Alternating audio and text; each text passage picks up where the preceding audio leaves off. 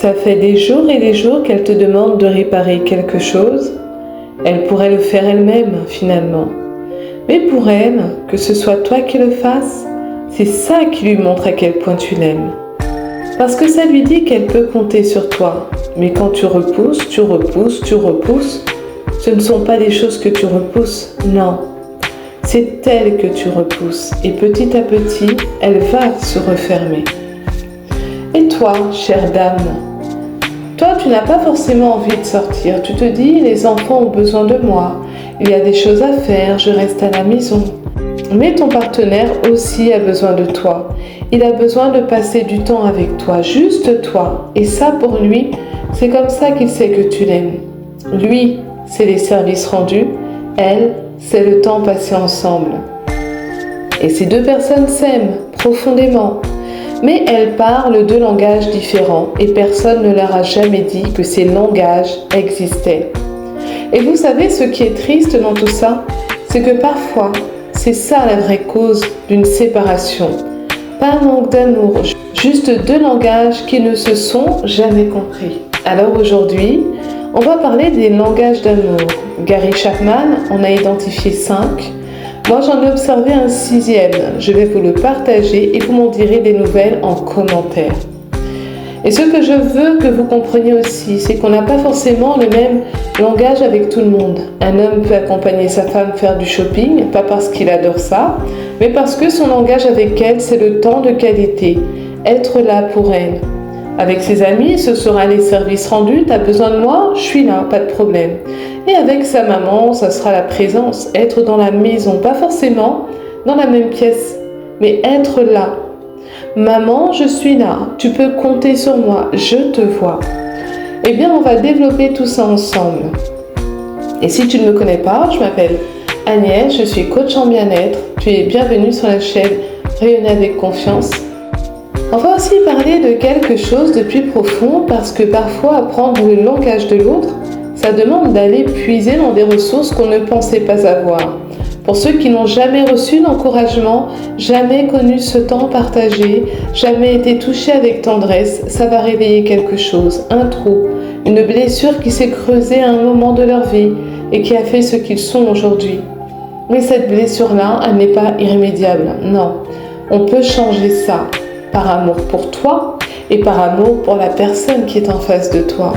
Parce que quand tu changes pour toi, c'est comme une onde, ça change tout ce qui t'entoure. Restez jusqu'au bout parce qu'on va en parler.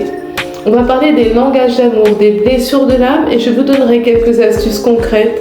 Et si ça vous touche, si vous sentez que vous avez besoin d'un accompagnement, je suis disponible. Vous trouverez mon mail en description. Bonne écoute. C'est quoi un langage d'amour ? Eh bien, un langage d'amour, c'est la manière dont tu exprimes naturellement l'amour et dont tu as besoin de le recevoir. C'est comme une langue maternelle. Tu ne la choisis pas. Elle s'est construite en toi depuis l'enfance, selon ce que tu as reçu, ce qui t'a manqué, ce qui t'a touché. Et ce qui est important de comprendre dès maintenant, c'est qu'on n'a pas tous le même. Et on peut en avoir un différent selon les personnes. Eh bien non, ce n'est pas une contradiction, c'est juste humain. Les 6 langages d'amour. Les paroles valorisantes. Les mots, les compliments, les je t'aime, les tu es important pour moi, les je suis fière de toi, les tu as bien géré ça. Pour cette personne, les mots ont un poids immense. Sans eux, elle doute. Elle se sent invisible, elle se sent seule, même quand tu es là. Le temps de qualité. Être vraiment là, présent. Téléphone posé, regardant les yeux, ce n'est pas la quantité de temps, c'est la qualité de la présence. Ce n'est pas regarder un film côte à côte en silence, c'est être là pour l'autre, avec l'autre, vraiment. Les services rendus. Faire pour l'autre, alléger sa vie, réparer ce qui est cassé, préparer le repas, s'occuper des enfants pour lui laisser du temps. Pour cette personne, les actes parlent plus fort que n'importe quel mot. Quand tu fais, elle sait que tu l'aimes. Le toucher. Un câlin, une main posée sur l'épaule, une étreinte, un bisou en passant. Pour certaines personnes, être touchée, c'est sentir qu'elle existe pour l'autre. Sans contact physique, elles se sentent coupées, seules et loin. même dans la même pièce. Les cadeaux. Pas le cri, le geste. Savoir que tu as pensé à moi, que tu te souviens de ce que j'aime. Le cadeau est un symbole. Il dit, tu étais dans mes pensées. Pour cette personne, un petit rien, mais un rien du tout choisi avec intention, vaut infiniment plus qu'un grand cadeau sans réflexion. Et le sixième, la présence. Être là, ici et maintenant, pas forcément à côté de l'autre, pas forcément pour l'autre, mais ancré, disponible. Je suis là, si tu as besoin de moi, appelle-moi. Oui, c'est être dans le même espace, finalement, et c'est que l'autre puisse te sentir que tu es là dans la maison, pas forcément dans la même pièce. Juste être là, c'est un acte d'amour entier. Les langages d'amour avec les enfants. Et là, je veux qu'on parle des enfants parce que c'est là que tout commence. Un enfant ne te dit pas « Hey, mon langage d'amour, c'est le toucher ». Mais il te le montre. Il grimpe sur toi, il veut être dans tes bras, il te tire par la manche pour que tu le regardes. Il te demande de rester encore 5 minutes le soir quand tu éteins la lumière où il te dit « Maman, regarde-moi ». Observe ton enfant. Ce qu'il cherche chez toi, c'est son langage. Et si tu ne le lui donnes pas dans sa langue à lui, il va chercher à te le faire comprendre autrement. Par des comportements, par des colères, par du repli. C'est pas pour t'embêter. C'est parce qu'il a besoin et qu'il ne sait pas comment le dire autrement. Et voilà, quelque chose d'important. Ce qu'on donne à nos enfants forge leur langage d'amour pour la vie. Un enfant qui grandit avec beaucoup de câlins va probablement avoir le toucher comme langage dominant. Un enfant à qui on dit souvent « je suis fier de toi, tu as bien fait » va chercher des paroles valorisantes toute sa vie. Un enfant dont le parent était toujours là, présent et disponible, va avoir la présence comme langage central. Et celui dont le parent n'était jamais là, ne disait jamais rien, ne touchait jamais, lui va peut-être passer sa vie entière à chercher ce qu'il n'a pas reçu sans même savoir ce que c'est. Ce qu'on attend de l'autre, c'est ce qu'on attend pour soi. En général, on donne à l'autre ce qu'on aimerait recevoir. C'est instinctif, c'est naturel. Si ton langage, c'est les paroles valorisantes, tu vas dire « je t'aime » facilement. Tu vas complimenter, tu vas encourager. Et si ton langage, c'est les services rendus, tu vas faire pour l'autre sans t'arrêter. Et tu vas attendre la même chose en retour, sans forcément le formuler, sans même en être conscient. Alors, voilà ce que je t'invite à faire. Observe ce que tu donnes spontanément à ceux que tu aimes. C'est souvent là que se cache ton langage dominant. Et observe ce dont tu te plains le plus. Ce qui te manque, ce qui te blesse dans une relation, c'est souvent là que se cache ton besoin.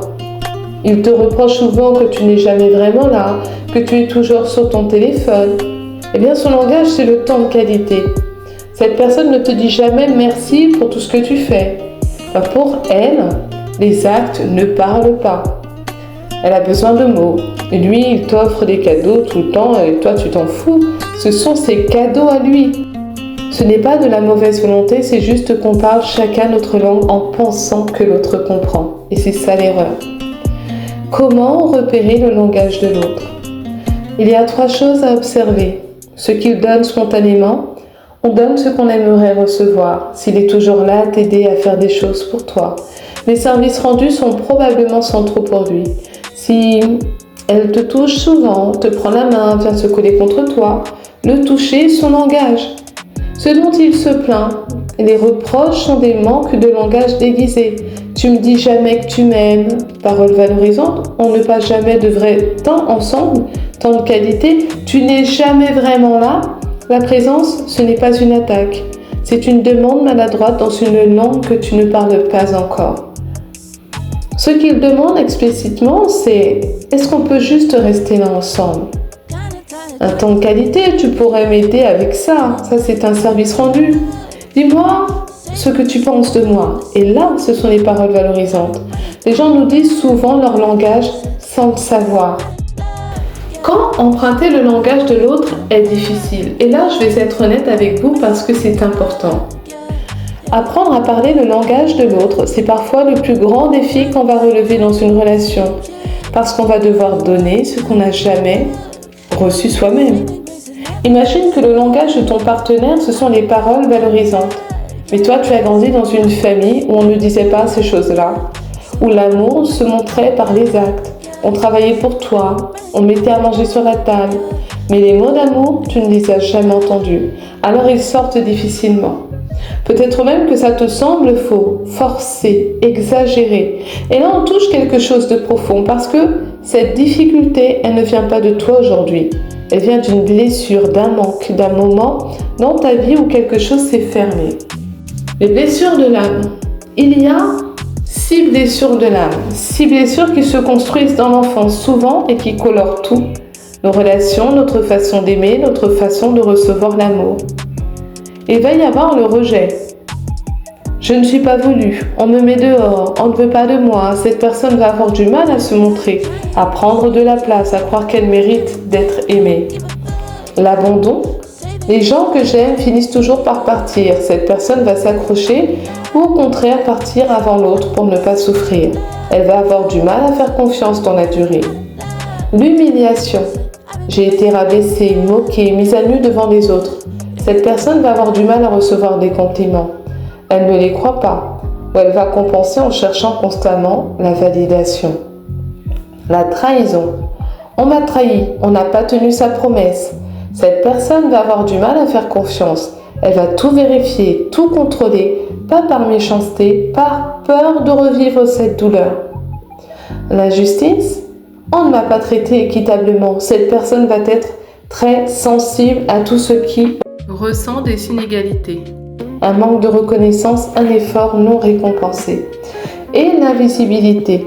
J'étais là, mais on ne me voyait pas. On me traversait du regard, je n'existais pas vraiment pour l'autre.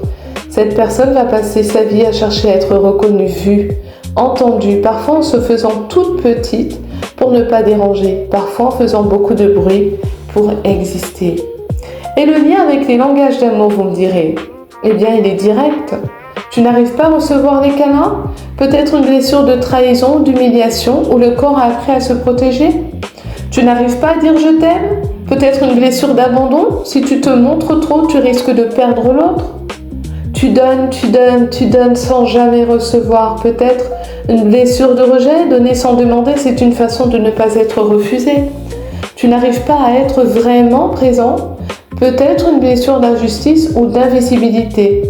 Tu as appris que les autres ne méritaient pas forcément ta présence entière ou que toi, tu ne méritais pas d'être vu. Ce n'est pas une fatalité, on peut travailler sur tout ça. Et quand on le fait par amour pour soi et par amour pour l'autre, quelque chose se débloque, pas seulement dans la relation en soi. Les astuces pratiques pour chaque langage. Si tu dois apprendre les paroles valorisantes, commence par écrire un message, un mot sur un post-it. C'est plus facile que face à face. Sois spécifique, pas tu es bien, mais j'ai vu comment tu as géré ça ce matin, ça m'a impressionné. 3 fois par semaine, une vraie observation, un vrai mot, pas des compliments en série, un seul sincère. Si tu dois apprendre le temps de qualité, 20 minutes, téléphone retourné, rien d'autre, juste l'autre. Pose de vraies questions, pas ça va. Mais qu'est-ce qui t'a pesé cette semaine? Qu'est-ce que tu as aimé ces derniers jours? Crée un rituel, un café le matin ensemble, une promenade le dimanche, quelque chose qui ne se négocie pas. Si tu dois apprendre les services rendus, observe ce qui alourdit sa vie. Pas ce que tu ferais, ce dont elle a vraiment besoin. Fais sans attendre qu'on te le demande. C'est là que ça prend tout son sens. Anticiper, c'est dire « je te vois et je t'aime ». Ne compte pas. Les services rendus comme monnaie d'échange, ça ne fonctionne pas, ça doit venir du cœur. Si tu dois apprendre le toucher, commence petit. Une main sur l'épaule, un bisou en passant, intentionnel, même court. Dis-le si c'est difficile. Je sais que tu as besoin de contact, j'essaie vraiment. L'honnêteté fait partie de l'amour. Ne touche pas par habitude, touche avec conscience. L'autre le ressent. Et si tu dois apprendre les cadeaux, note ce qu'il ou elle aime, ce qu'il mentionne en passant, ce qui lui manque, et surprends-le avec ça. Pas à Noël, un jour ordinaire. Le prix ne compte pas. Un fruit qu'elle adore, un livre dont il parlait, un détail qui dit « j'ai pensé à toi ». L'emballage et l'intention comptent autant que le cadeau lui-même. Et si tu dois apprendre la présence, quand tu es dans la même pièce, sois vraiment là. Pas sur ton téléphone, pas dans ta tête, juste là. La présence, ce n'est pas forcément faire ensemble, c'est être là et que l'autre le sente. Je lis dans mon coin, tu fais ce que tu fais et on est ensemble. Dis-le lui à voix haute, je suis là, si tu as besoin de moi, tu m'appelles. 3 mots qui peuvent changer le ressenti d'une journée entière. Conclusion, voilà. Ce n'est pas que votre partenaire ne vous aime pas, ce n'est pas que votre famille ne vous voit pas, ce n'est pas que vos amis se foutent de vous. C'est peut-être juste qu'on parle des langages différents et que personne ne nous a appris à nous poser cette question. Ce que je t'invite à faire maintenant, une seule chose, observe. Observe les gens autour de toi. Comment est-ce qu'ils te montrent leur amour? Comment est-ce qu'ils t'en demandent? Et demande-toi aussi, comment est-ce que tu te montres de l'amour à toi-même? Si cette vidéo t'a parlé, dis-le en commentaire. Dis-moi quel est ton langage d'amour principal, celui que tu donnes facilement et celui que tu as du mal à recevoir. Je lis tous vos messages. Et si tu veux aller plus loin, si tu sens qu'il y a quelque chose de plus profond à regarder dans ta façon d'aimer et d'être aimé, j'ai créé une formation qui s'appelle « Reconnecte-toi à ton couple ». Si ça t'intéresse, envoie-moi un message privé ou écris-le en commentaire. Je te donnerai toutes les informations. Prends soin de toi. À bientôt. C'était Agnès pour la chaîne Rayonner avec confiance. Abonnez-vous pour voir toutes les vidéos qui sortiront chaque vendredi à 18h. Prenez soin de vous.